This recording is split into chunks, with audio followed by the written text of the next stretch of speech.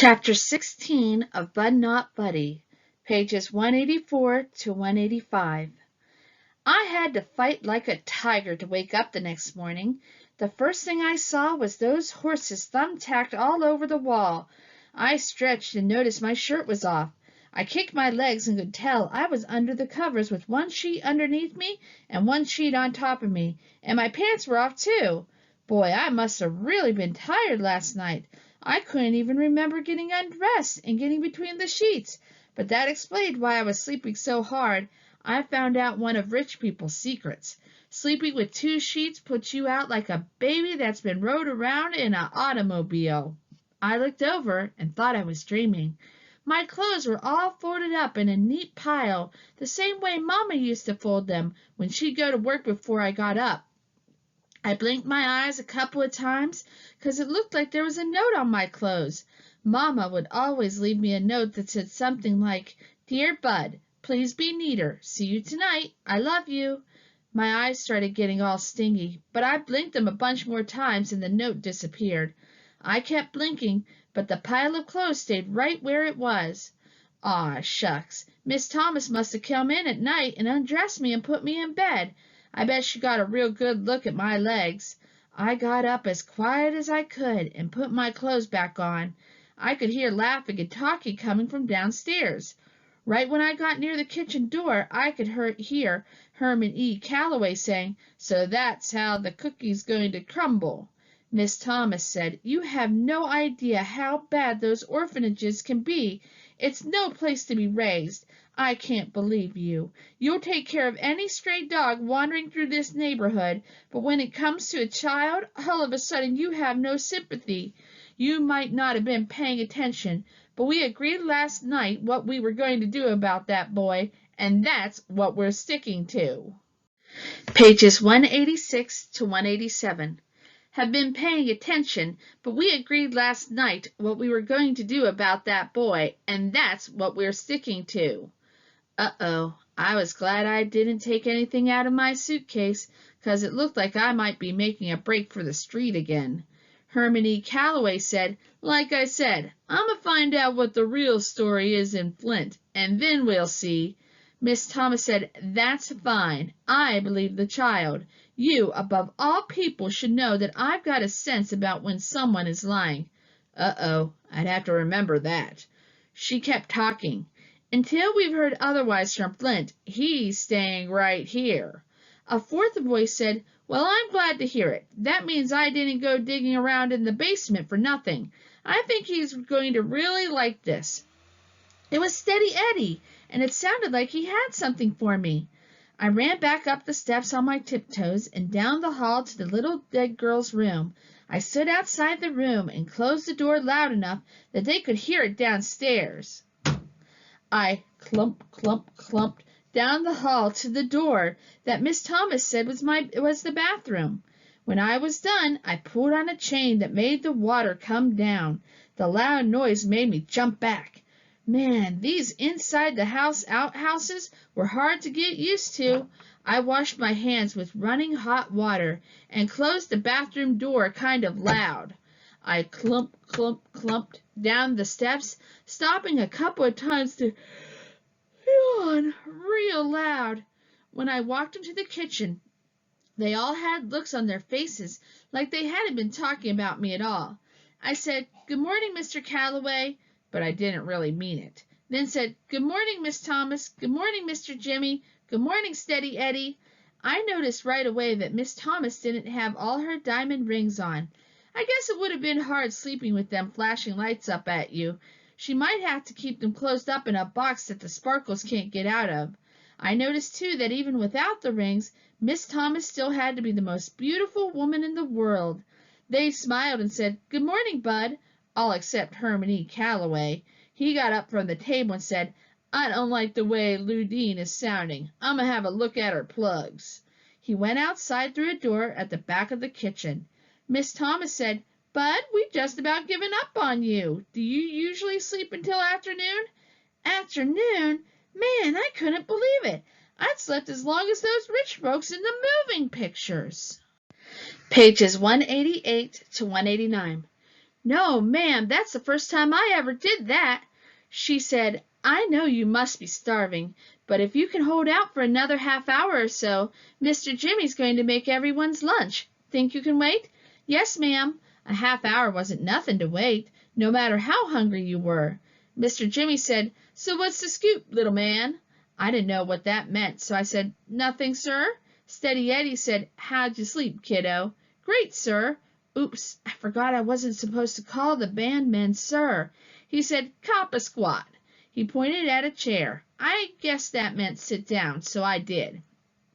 Miss Thomas said, Were your ears burning last night, Bud? Man, all these Grand Rapids people really do talk funny. I only came from the other side of the state, and it was like they talked some strange language out here. I said, What, ma'am? She said, There's an old saying that when people talk about you behind your back, your ears start to get real warm, kind of like they were burning.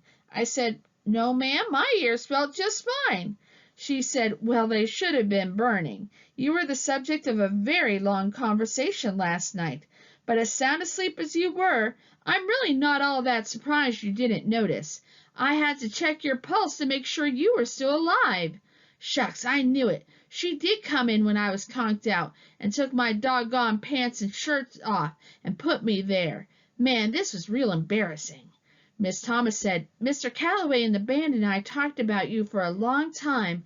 We've come up with something we want to discuss with you, but we need your help in deciding what to do. Uh-oh, that was Rules and Things number 36 or something. That meant I was going to have to get ready to go fetch something for her. I said, Yes, ma'am? She said, We've got to talk to some people in Flint first, but if they say it's all right, we were hoping that you'd stay here at Grand Calloway Station for a while. A gigantic smile split my face in half. Miss Thomas said, I'm going to assume that that smile means yes. I said, Yes, ma'am. Thank you, ma'am. Miss Thomas said, Before that grin gets stuck on your face, let me tell you, you're going to have lots of chores and things to take care of around here, Bud. You'll be expected to pull your own weight the best you can. We all like a very clean house, and none of us are too used to having children around, so we're all going to have to learn to be patient with each other. Pages 190 to 191. Going to have to learn to be patient with each other. There's one person in particular that you're going to have to be very patient with. Do you know who I mean? I sure did. Yes, ma'am, it's Mr. Calloway. She said, Good boy. Give him some time. He really needs help with a lot of different things. He swears someone's adding weight onto that bass fiddle of his every year, but he's just getting older. He can use some young wiry hands to help him around. Think you can handle that? Now I knew for sure she'd looked at my legs. She must have thought I was a real weakling. I said, Yes, ma'am, my legs are a lot stronger than they look. Most folks are surprised by that. Miss Thomas said, I don't doubt that at all, Bud. I'm not worried about your body being strong. I'm more concerned about your spirit. Knows Mr. Calloway is going to give it a test. I said, Yes, ma'am, my spirit's a lot stronger than it looks, too. Most folks are really surprised by that. She smiled and said, Very good, but you know what, Bud? What, ma'am? I knew you were an old toughie the minute I saw you. I smiled again. She said, Our schedule's pretty heavy for the next couple of months, and then come September, we'll have to see about school for you. But we'll be doing a lot of traveling right around Michigan, so I hope you don't mind long car rides. No, ma'am. She said, That's great, Bud. Something tells me you are a godsend to us. You keep that in mind all the time, okay? Yes, ma'am. Then she did something that made me feel strange. She stood up, grabbed both my arms, and looked right hard in my face, just like Mama used to. She said, Really, Bud, I want you to always keep that in mind. This might get hard for you some of the time, and I don't always travel with the band, so I don't want you to forget what I'm telling you. I said, No, ma'am, I won't. Steady Eddie said, Since you're going to be part of the family, there are some things we've got to talk about. Now, I've noticed the tight grip you keep on that old suitcase of yourn. I need to know how attached to it you are. I carry it with me everywhere I go, 'cause all my things are in there. I wasn't sure if I liked the way this talk was going. Steady Eddie said, "That's what I need to know. Are you attached to the suitcase, or is it the things inside that are important?" Pages 192 to 193. I never thought about that before. I'd always thought of the suitcase and the things inside together. I said, "The things I got from my mother are the most important." He said, "Good, because if you're going to be traveling with us, it just wouldn't look too copacetic for you to be carrying that ratty old bag."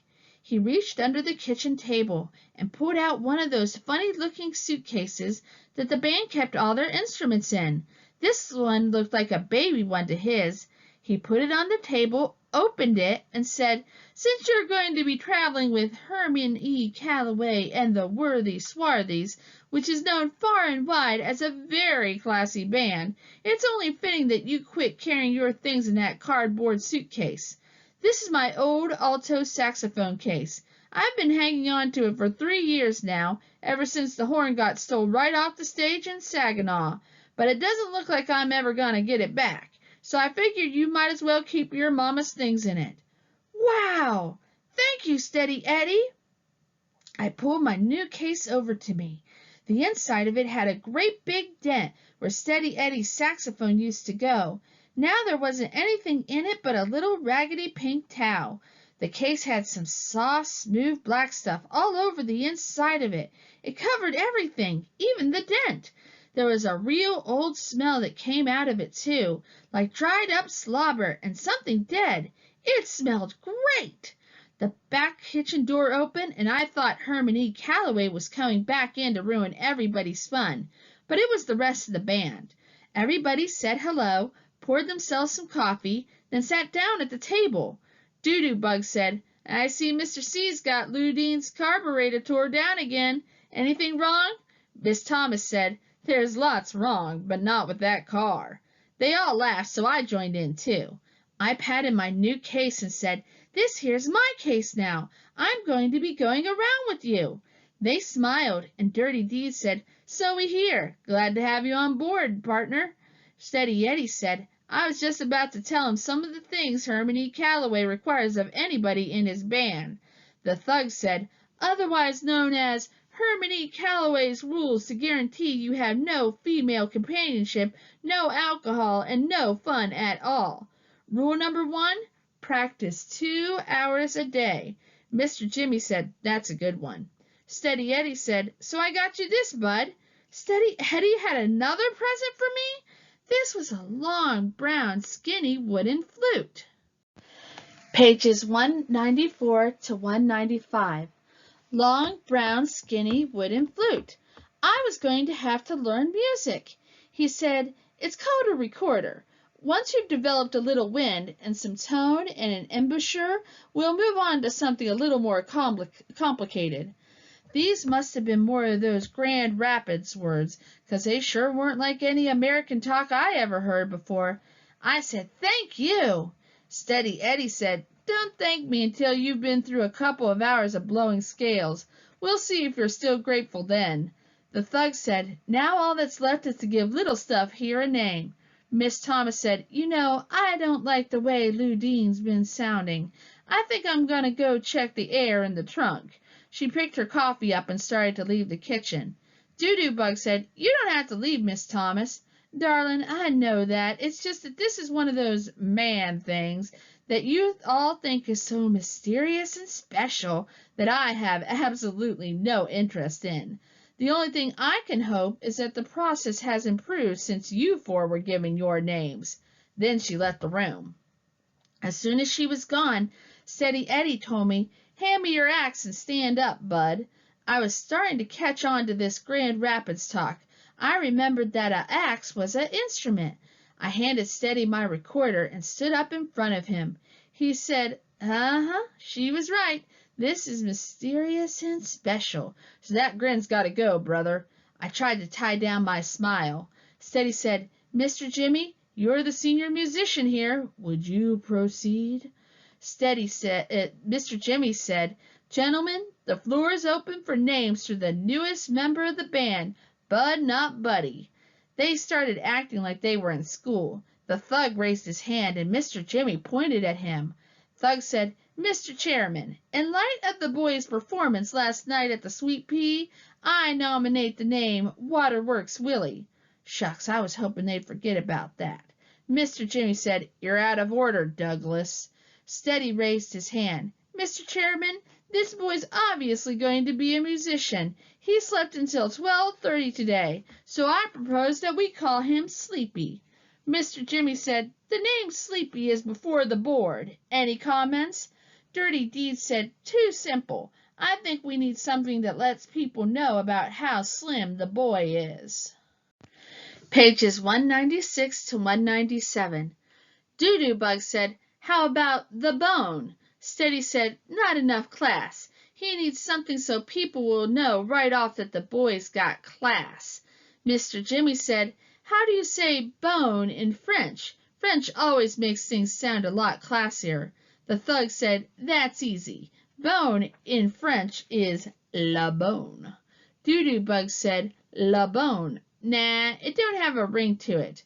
Steady Eddie said, "I got it. We'll compromise. How about Sleepy La Bone?" I couldn't tie the smile down any more. That was about the best name I'd ever heard in my life. Mr. Jimmy said, "Let me try it out. Ladies and gentlemen, thank you very much for coming out on this cold November night, this night that will live in history, this night that for the first time on any stage anywhere you have listened to the smooth saxophonical musings of that prodigy of the reed, Mr. Sleepy La Bone." The whole crowd broke out clapping. The thug said, "What can I say but bang?" Dirty Deeds said, "You nailed him." Doo-Doo Bug said, "That is definitely smooth." Steady said, "My man." Mr. Jimmy said, "Kneel down, young man." I got down on one knee. Mr. Jimmy tapped me on the head 3 times with my recorder and said, "Arise and welcome to the band, Mr. Sleepy La Bone." I got off my knee and looked at my bandmates. Sleepy La Bone. Shucks, that was the kind of name that was enough to make you forget folks had ever called you Buddy or even Clarence. That was the kind of name that was enough to make you practice 4 hours every day just so you could live up to it.